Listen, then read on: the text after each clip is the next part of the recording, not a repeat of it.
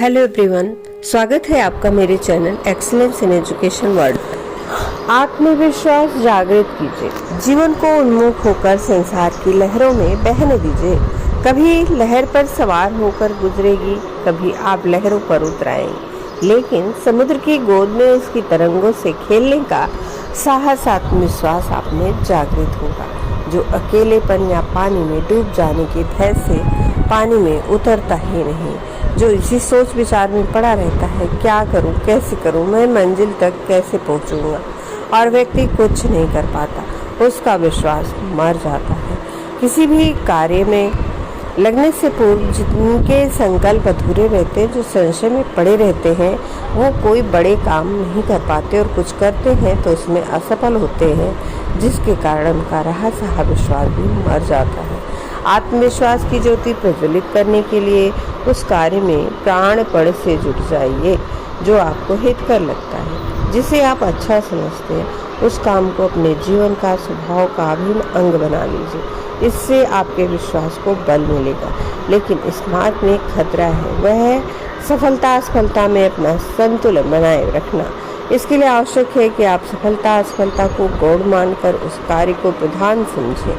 कर्म की निरंतर साधना ही आप में विश्वास का अविरल स्रोत खोज निकालेगी। आपको अपने आप को भाग्यशाली, महत्वपूर्ण समझने वालों को संसार भी रास्ता देता है।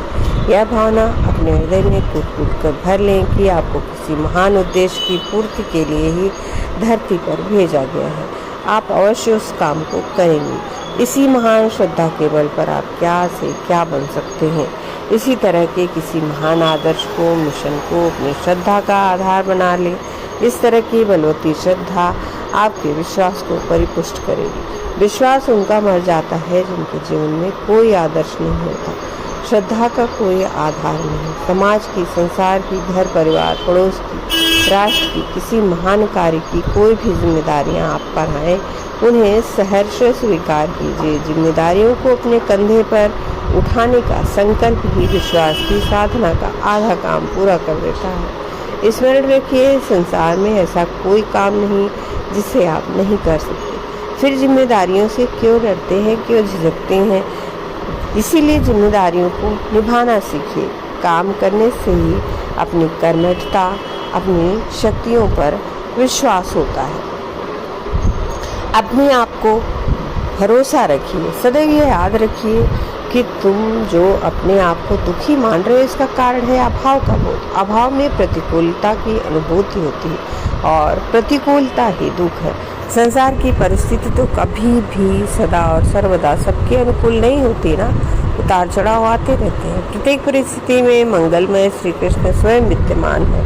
प्रत्येक परिस्थिति भगवान की लीला का अंग है। यह विश्वास करके यदि तुम परिस्थिति के बाहरी रूप को न देखकर परिस्थिति के पर्दे में छुपे हुए श्री कृष्ण को, उनके मंगल विधान को या उनकी लीला को देखने लगो, तो ये सभी परिस्थितियां तुम्हारे लिए अनुकूल हो जाएंगी। इसीलिए जब आप क्रोध करते हो तो आप दुनिया को संदेश दे रहे होते हो कि आपकी मानसिकता कैसी है। इस संसार में कोई भी तृप्त नहीं है। जब तक कोई चीज़ नहीं मिलती वो बहुत अच्छी लगती है, मिलते ही अर्थहीन हो जाती है। अभाव में आकर्षण है। परमात्मा के मार्ग पर वही निकलता है जिससे यह स्पष्ट हो जाता है कि अपने से बाहर जाकर कभी भी कोई सुखी नहीं होता। सदा अपने स्वभाव में रहे। जितने आप अपने से दूर होते जाते हैं, उतने ही दुखी होते जाते हैं। सुख चाहिए तो सुख दीजिए, किसी के भी दुख का कारण न बनिए। हमारे दो हाथ हैं, एक अपने आप की मदद के लिए और दूसरा औरों की मदद के लिए। चिंता व्यक्ति के मस्तिष्क में निरुद्देश्य घूमते रहने वाले विचारों का, कुविचारों का चक्र है। यह चक्र जिस स्थान से आरंभ होता है, लौटकर फिर वहीं आ जाता है। किसी लक्ष्य पर केंद्रित रहने वाला सीधा विचार हमें रचनात्मक कार्य करने के लिए प्रेरित करता है। चिंतित रहने वाले व्यक्तियों में से किसी से बात करने का अवसर मिले तो हमें मालूम होगा कि उसे रात को नींद नहीं आती, भूख नहीं लगती, चित्त भी बड़ा अव्यवस्थित सा रहता है। बात बात पर क्रोध आता है। उसके मुख से अक्सर सुनने में आता है, क्या करें भाई, हमारी ज़िंदगी बड़ी नीरस है, बहुत परेशान हूँ मैं अपनी ज़िंदगी से। निश्चित ही ऐसा व्यक्ति धन दौलत मान सम्मान के होते हुए भी अपने जीवन की सार्थकता अनुभव नहीं करता। सार्थकता की यह चेतना व्यक्ति के मानसिक स्वास्थ्य के लिए बहुत आवश्यक है, जिसके बिना जीवन नीरस हो जाता है। उसके जीवन जीने की प्रेरणा और शक्ति स्रोत सूख जाते हैं। जीवन को निरर्थक महसूस करने वाले व्यक्ति का मन कभी भी स्वस्थ और सुखी नहीं रहता। लक्ष्य की चेतना के लुप्त हो जाने से व्यक्ति जीवन के प्रति उदासीन होकर धीरे धीरे मानसिक असंतुलन का शिकार हो जाता है। व्यर्थ की चिंताएं मनुष्य के चित्त और शरीर दोनों के लिए कष्टप्रद और हानिकारक होती हैं। चिंताएं मनुष्य के व्यक्तित्व में विकार उत्पन्न करती हैं, जो कालांतर में शारीरिक रोग का रूप धारण कर लेते हैं। कभी कभी तो यह विकार इतना उग्र रूप धारण करता है कि मनुष्य पागलपन की स्थिति में पहुंच जाता है। पागलपन मानसिक असंतुलन के सिवा और कुछ नहीं होता। शारीरिक कष्ट भी व्यक्ति के मस्तिष्क की उपज होते हैं। तमाम सारे अनुसंधान बताते हैं कि रोगी के कष्टों की जड़ें उसके मस्तिष्क में हैं और चित्त में समाया हुआ भय, उसमें बचपन से दबी हुई अतृप्त आकांक्षाएं शारीरिक रोग और पीड़ा का रूप धारण कर लेती हैं। ऐसे रोगी को मनोवैज्ञानिक उपचार की आवश्यकता होती है। सदा किसी न किसी काम में लगे रहने, पॉजिटिव काम में लगे रहने से मांसपेशियों का तनाव कम हो जाता है। किसी भी समस्या को तिल का ताड़ ना बनाएं। चिंतित रहने की आदत छोड़ दें। बहुत सी व्यर्थ बातों और चिंताओं से दूर रहें। केवल रचनात्मक परिणाम निकालने वाली बातों पर विचार करके उन्हें कार्य रूप दें। प्रगति की प्रसन्नता की जड़ें अपने ही भीतर हैं, तो निराशा से कैसे निपटें?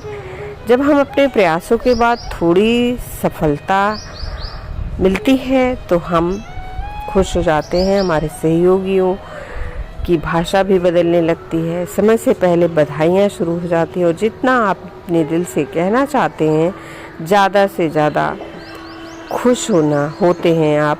आपके सपने पूरे हो चुके हैं।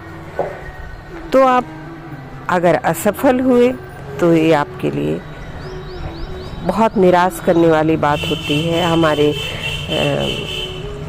शुभचिंतक भी हमें ताने मारने लगते हैं। निराशा इतनी कड़वी होती है कि आप उसको लेकर जहर की तरह पीते हैं। एसिड की तरह यह हमारी आत्मा को दुखी करता है, छीलता रहता है। तो निराशा से बचें।